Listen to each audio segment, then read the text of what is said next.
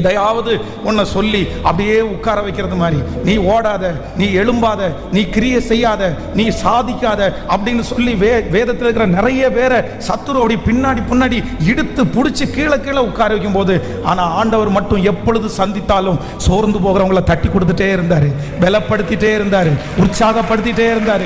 இல்லை, இன்றைக்கு அந்த ஆவியானவர் தான் இந்த இடத்திலே உலாவுகிறார்.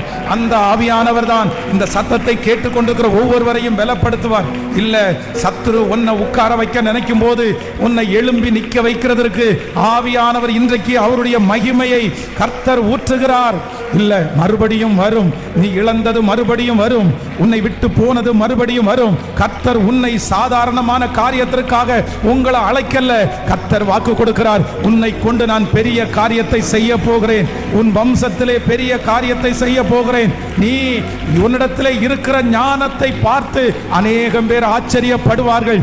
திறமை இல்லாத மனிதனுக்கு இவ்வளவா, படிப்பறிவு இல்லாத மனிதனுக்கு இவ்வளவா, நிறைய பேர் பிரமிக்கிற அளவிற்கு கர்த்தர் உங்களை வைப்பேன் என்று கர்த்தர் வாக்கு கொடுக்கிறார். நீங்கள் நிறைய பேர் நடுகிற அந்த மயில் கல்லை ஒருவராலும் தொட முடியாத அளவிற்கு கர்த்தர் உங்களை தேங்கி நிற்கிற தண்ணீராய் அல்ல, பரவி போகிற ஆராய் மாற்றுகிறதற்கு என் தேவன் வல்லவராய் இருக்கிறார். ஹல்லேலூயா, ஹல்லேலூயா.